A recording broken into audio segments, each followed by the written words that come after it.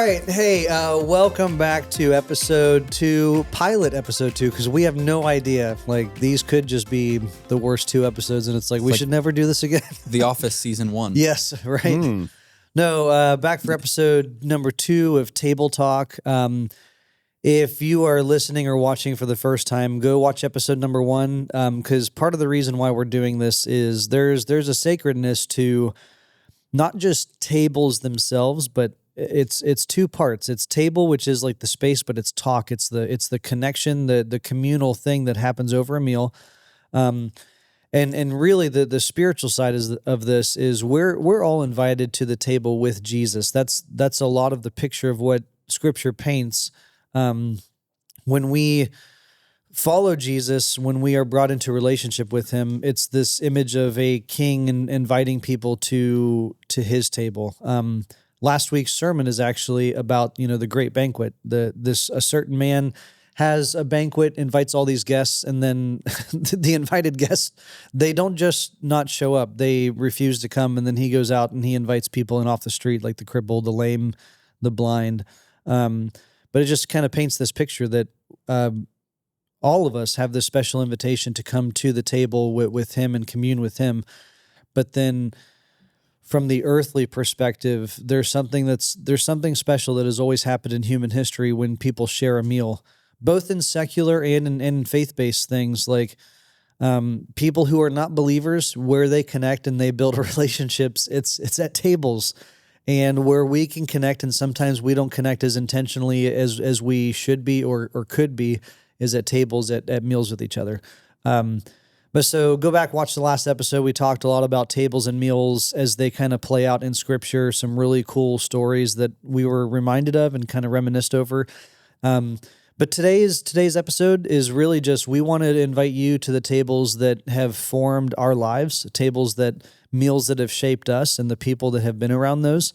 And intentionally, while we're filming this episode, Sheldon's got to scoot out of here quick, but I wanted just to kind of propose this question to all of us, but Sheldon's gonna tackle it first. Just kind of share with us, with everybody, what have been the tables and meals in your lives. I don't know if it's several or if there's like some from childhood, some from all kind of chapters in your life where you've seen significant moments that happened or significant relationships were formed, faith and with people over meals and tables.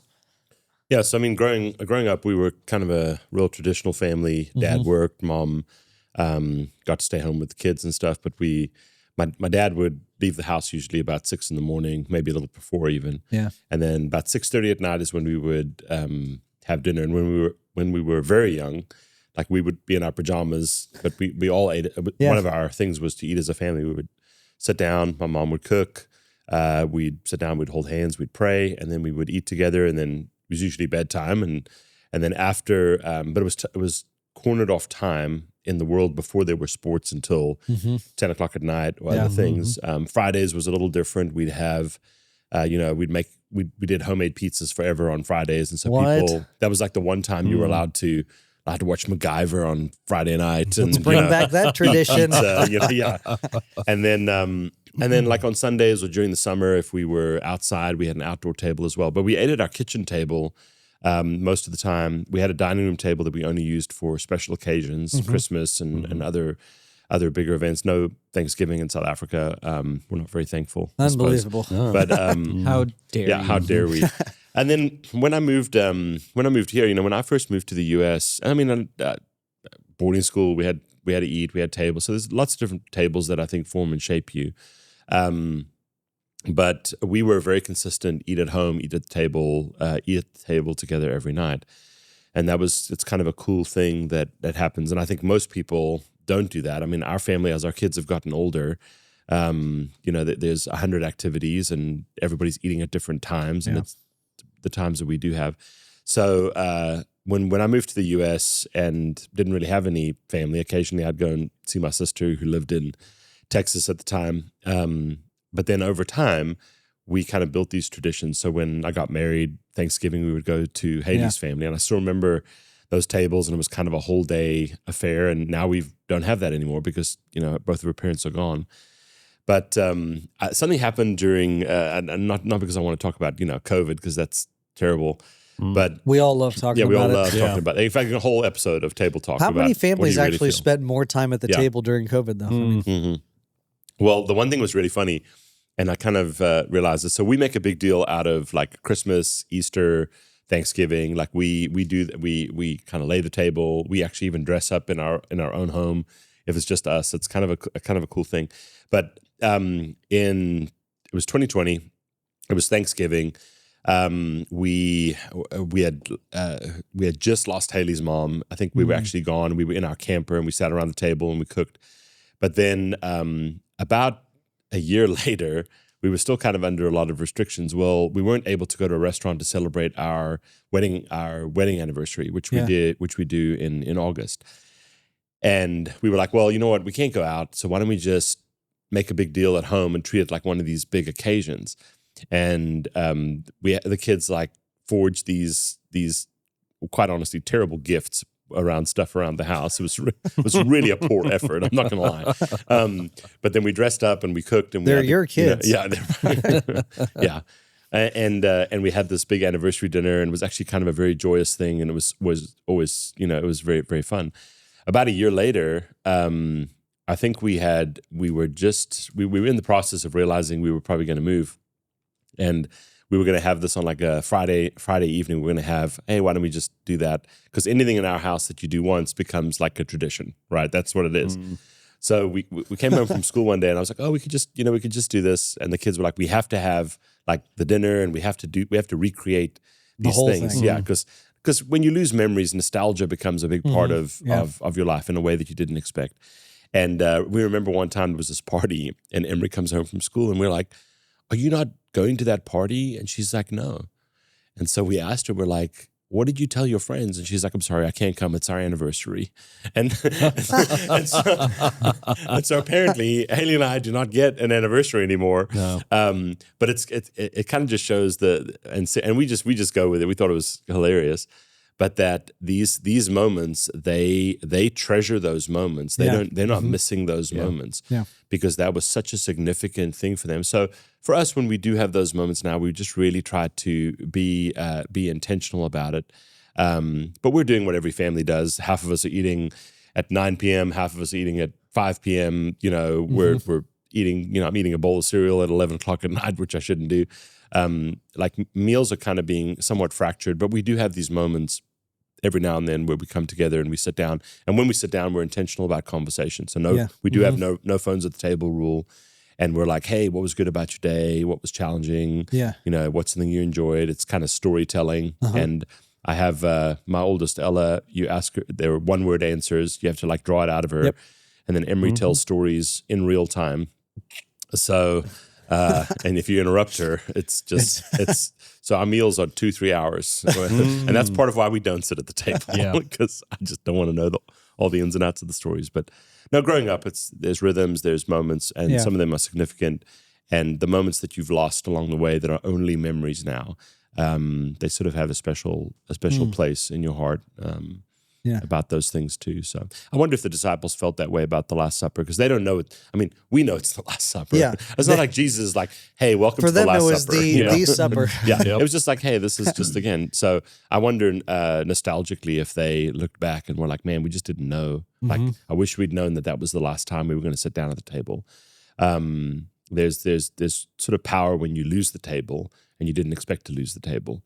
And so that maybe has different significance or different meaning in our lives, in our family's life now. Yeah. But Awesome. That's about it. Well, hey, everybody viewing and listening, we're going to take a little snack break. Sheldon's got to run. We're kicking him out. So if any of you want to come and take his place at the table, you're more than welcome. And you're not coming back. You're not welcome ever back. again. All right, snack break. Okay. Thanks, guys.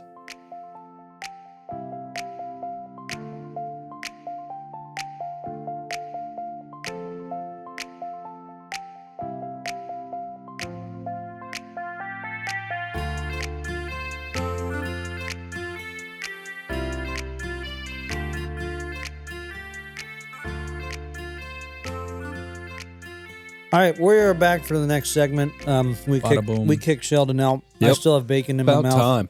That Peace was out, Girl Scout. that was snack break. I hope as you guys are watching this, I actually don't know how long these snack breaks last on your side. On our side, it's like a couple minutes. Maybe you paused it and just long enough to eat your whole meal. But the sweet tea is always topped off. So, all right. We heard about Sheldon's tables. Donnie, let's give us Yeah. point of view from the Sanchez tables. Yeah. So funny enough, so if you know anything about my story, you know my parents were divorced when I was pretty young. So I never had apart from Thanksgiving, Christmas, Yeah. Sure. you get together, but it was never anything super impactful. And then when I was at my dad's or my mom's, it was kind of like, here's dinner. All right, let's get things moving. And that was sports and stuff like that. However, another portion of my story is that my mom and my sister and that whole side of the family is from Colombia, South America. And my wife and I, we try to go every few years to go and visit family. And then kind of in between that, I mean, we're super close to them. We FaceTime all the time and whatnot. One of the things that we noticed, it was shortly after Jordan and I got married, we went down and visited, and we were at my aunt's house, and my aunt lived in the capital, Bogota. Mm-hmm. She lived on the north side, but she worked at a university on the south side. Oh, Now, if you know anything about Bogota, it is Latin New York. It is 9 million people, chaos, everything. Really? Yeah, it's crazy. learn something new every day. And I remember we had to get up pretty early because we were going to go to work with her, and then we were going to go explore the city. It was going to be glorious. But we had to get up at like 6 a.m.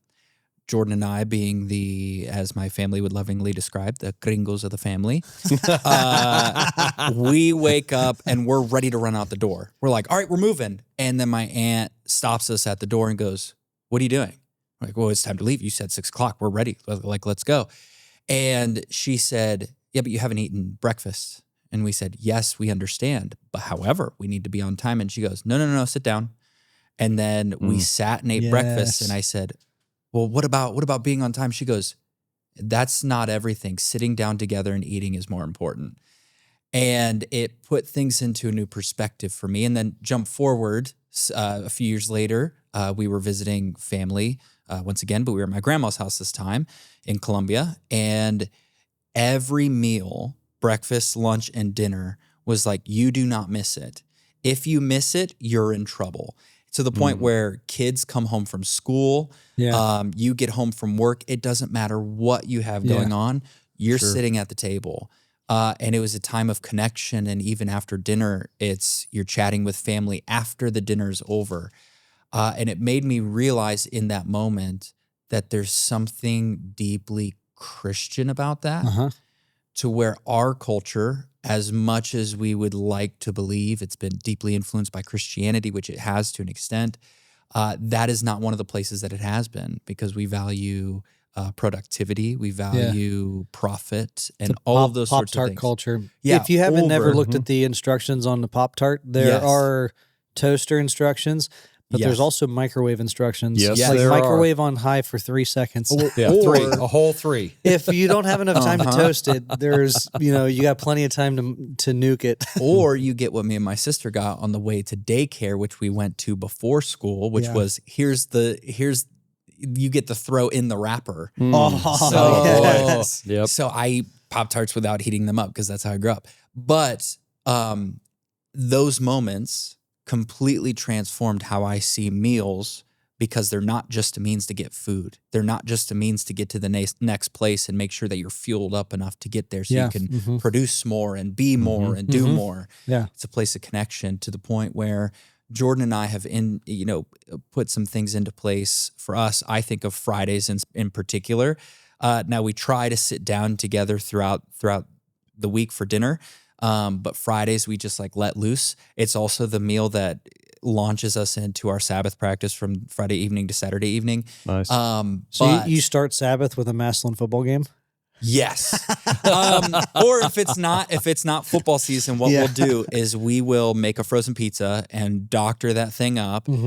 Earlier in the day, I will have went and bought handles, a pint for each of us. Go. Nice. And Favorite flavor? Odo. But Blue Okay. Moon really, Right. but the one in Austintown doesn't Handles, have Blue that's Moon. your cue for the Uh-huh. next episode. Yep, there you go. And what we'll do is we'll sit down and we'll hang out and we'll eat frozen pizza. Usually there's wrestling on in the background, if you're Of ever course, wondering. yeah. Friday Night SmackDown. I don't understand why. We're watching Cody Rhodes do his thing. But we'll eat and then we'll have our ice cream. And it is like, I cannot emphasize enough how much I look forward to that. Like even now, it's Wednesday when we're recording this, and I'm like starting to think Your thing. Yeah, Friday's about coming. Friday, and to the point. But that's a deep point of connection. So for me, it's transformed over the years. Didn't start out very influential in adult life. It has. And now you're like literally TGIF. Thank Literally. God it is. Yep. Literally. That's awesome. Nice. So Brian. my house growing up, it's actually going to sound a little bit like Sheldon's because family was a big deal. So gathering at the table. So my dad would leave for work really early in the morning, like 4 or 5 o'clock, and he would get home 5, 6 o'clock. And we would always know because we'd hear garage door go up and here comes dad, you know, and mom had been cooking something in the kitchen, probably something we kids didn't want to eat, you know, lima beans. No. That's a hard pass. Is you that a know? Colombian thing? Lima beans? at Anything, all? mustard, mayonnaise, Anything. those are hard passes for me. It's like, no, I know. And here's Sheldon over here, you know, dipping fries in mayonnaise. And I'm like, dude, That's the how? best. You know, I just, Salt and pepper and mayonnaise. no, can't do it. So it's all good. But no, baby. family dinner, everybody gather on Friday nights. We'd get a pizza and we'd, you know, get the paper plates out and you sit in front of the TV and watch, you know, some kind of movie as a family.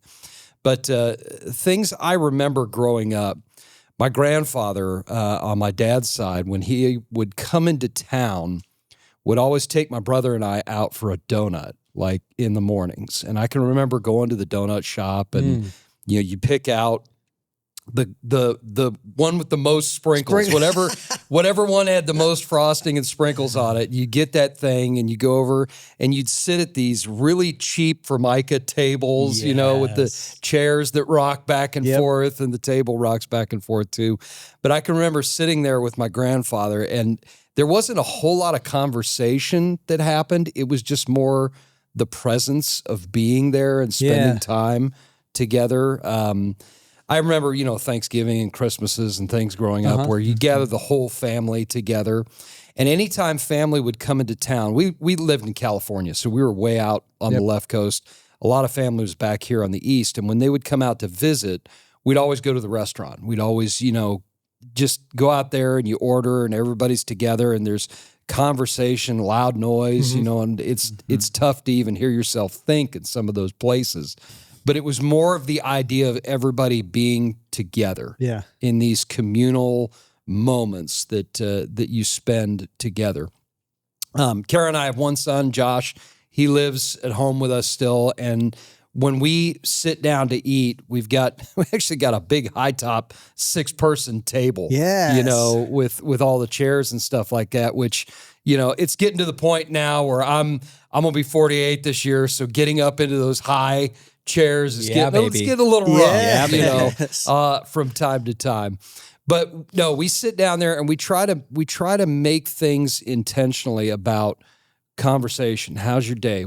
How are things going in your life? What's going on? Sometimes we won't. Sometimes we'll just sit there and we'll watch some TV if it's been a long week or, you know, whatever. Yeah. But we try to be intentional about everybody eating together, everybody being together for these fellowship moments where we just spend time, not even necessarily over food. Sometimes it's coffee. Sometimes it's, you know, dessert. You know, you sit down and you have a little brownie or a cookie or something, you know, but you're sitting there having conversation, having fellowship time, maybe just being present with that person or those people from family or from community or whatever it is. Yeah. And I think even especially like, I think sometimes we will harp on the device and TV like too much. I think you have to be intentional with the people that you're with and not creating a space where nobody's engaging with each other.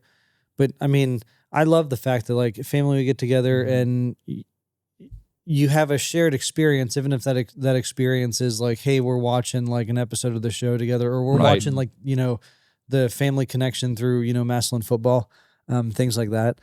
I mean, I'm not gonna lie, like in my life, like there's we're Chiefs fans. My dad is from Youngstown. My mom's from Kansas City, Missouri. So that's the reason for choosing Kansas City fanship instead of Cleveland or Pittsburgh. You've or abandoned your all the homeland. above. Yeah. No, but like, yeah, I think sometimes I don't want you guys as viewers and listeners to sometimes hear these things and to be like, oh, well, like if we're going to be Christians, then we can never like watch TV or be on our phones or have our phones out. I mean, that is really for you guys and your own like convictions to decide. Mm-hmm. But I'm a firm believer that like I think that there's a lot of exceptions for moments when your family's having an experience together in something like that.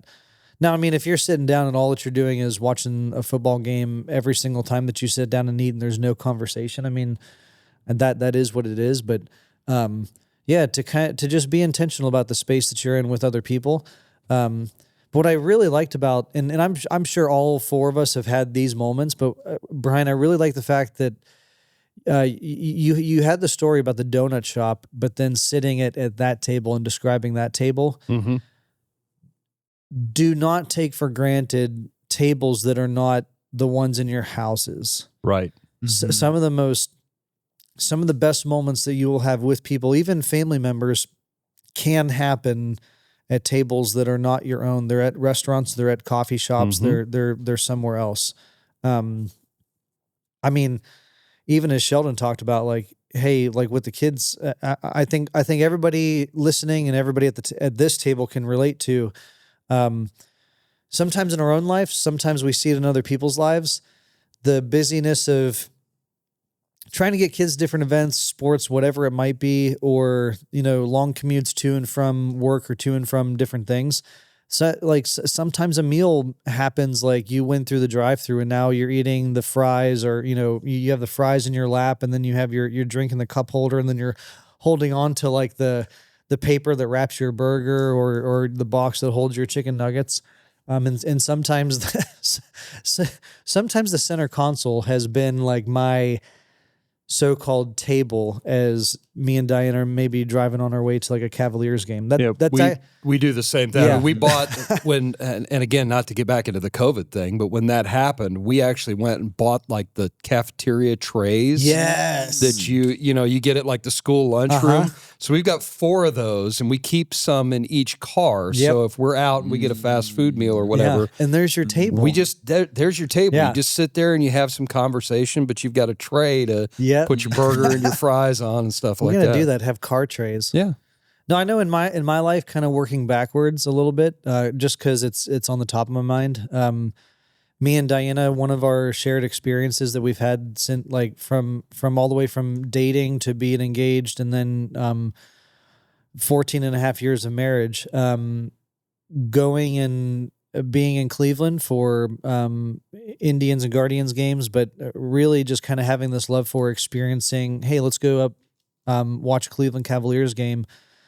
But the on the way, having a meal on the way, and that always became a space for us to have really good conversation. But even like going up there, before it closed in downtown, there was a restaurant called Winking Lizard, and there was this burger there that I just loved. And Diana's done this for our entire marriage, and this is just something that people like her that are completely selfless do, is she could pick anywhere that she wants. And I've always been like, hey, if we want to go somewhere different, we can. And she's just like, no, like, you love this burger, we're going to go there, and it's really close to the arena. But Winking Lizard, we would go there before the games that we would go up for when it was open, and we'd go have dinner there, and then we walk across the street to the arena. And that place, whatever table we were at, like that just became a space where we could really connect and just kind of like, as we are parents now, we could kind of go back to dating. I think sometimes it's really important, not sometimes, all the time, it's really important for spouses to continue dating each other, even when you're married. Mm-hmm. So working now back to the very beginning, I mean, I relate to Donnie's to a lot to what you talked about, Donnie. My parents split when I was 9 or 10 years old. And I do remember a handful of times there being different significant like meal spaces, mostly with my dad's side of the family, because my mom's side of the family is from Kansas City. So we only got out there like for the summers. And I don't remember specific spaces like sitting down at the table. But what I do remember from all the trips out to visit my mom's family, my one Uncle Bubba, we would always stay with Bubba and Kelly. So my mom's brother, John, we called him Bubba.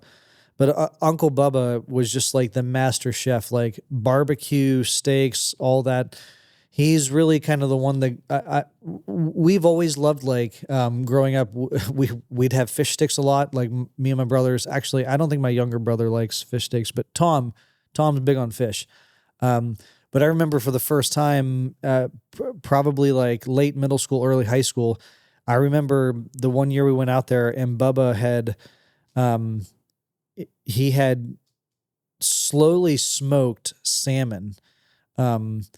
And I just remember so many times where he would prepare a meal, and even those spaces, though they weren't at a table, it would be like everybody was convened to like the open dining room in the kitchen, and everybody was kind of in that space. And so you're not sitting at the table, but you're like in this space where everybody's kind of just like talking and bonding and stuff. And I remember a lot of those moments because those were moments where it's like you don't get to go out to Kansas City very often during the summers. And when you went out there, like all of your, for me, all of my focus would be like, I'm very present. And that's nothing that like as a middle schooler or a high schooler that I was like super intentional about. It just kind of happened. I wasn't mature enough back then to be like, I just really want to focus on, participating in this family activity and just kind of being around. It was just kind of the culture of like our family. But my dad's side of the family, because they're all mostly here in Youngstown, but I do remember growing up and like Sundays was the pasta day at my dad's parents' house when we were really little, and we still lived in Youngstown. But then even as we grew up, like my dad was the one on my dad's side of the family. My dad was the one that was kind of like Uncle Bubba, like, kind of master chef, like just did a lot of the cooking. I remember a handful of like family like meals when they were still together. But then a lot of like, I remember so many meals at the table that was about this size, like at my mom's house after they had split, like my mom making meals for us and me and my 3 brothers like eating meals there. But then I remember going to my dad's house and his dining room kitchen table would be like covered with like either stuff for work or, sorry, Dad, like, hey, I still have to pay this bill. Like it wasn't like overdue or anything, but it's just like bills and envelopes and like papers and stuff. And you kind of push some stuff back. And right, yeah. I live a lot of that same life right now. Yep. So they're like, that's maybe where I get a little bit of it from. But I remember having these little TV tables. Me and my brother made these tables in shop class when we were in high school. Okay. And throughout high school and college, if I'd go over to my dad's house, it's like we're sitting down in this shared experience. And the 3 or 4 of us, me and my dad and my brothers, we would have a spot in the living room with like our table, and that's where we would like eat our meal. It was probably like a family size, like Stouffer's mac and cheese. Sure. Yeah. And then my dad, half the time my dad would make something that, we grew up, we were picky eaters, but my dad's not. And half the time he would make something for him. And then we're all eating like macaroni and cheese and fish sticks, things like that. But then probably in my childhood, the biggest table moment is the year that my brother Randy passed away in 2002. That Christmas, probably the biggest space outside of a house that I would grow up in, either my dad's or my mom's. My mom decided, hey, this year for Christmas, we're not having like the shared meal at home, and she's not going to prepare anything. I mean, you're a couple months removed from, losing your son, us losing our brother. Right. And what we did was back then in Poland, where I think Coca's Pizza is there now. but there was it was kind of like an Outback or like a Longhorn or Texas Roadhouse, but it was called Lone Star Steakhouse. Still to this day, the best steakhouse that I've been in that is kind of like that franchise, like kind of thing. But I remember going to Lone Star on Christmas Eve, and nobody was in there, but we went there because this was like the first thing that we did significantly as a family without having Randy there. And every single year for Christmas, on Christmas Eve, now it's sometimes a couple days before Christmas Eve just because of the busyness and how crowded places get. But the table at the steakhouse where me and my mom and my brothers and now Diana and the kids, like, we go to that table, and every year it's because that's where we went the first year after Randy passed. But that has kind of become a milestone or like an anchor point for just kind of what our family does. For sure. Now, later in adulthood, being married and my wife's side of the family, her side of the family, there's a lot more tables. That's their side of the family is where we have like our Easter and Thanksgiving, Christmas, and frequently having like semi-family reunion type things where we all gather around and we put up one table or two tables, but a lot more of that like family oriented around the table versus like when I grew up, it was a lot more a little bit scattered. But then now we're in a season where it's like our actual household, the three kids, like the dinner table looks like we are managing the dinner time for the kids. And then we're in a season right now with the, not the newborn. I mean, Riley's like 4 months now, but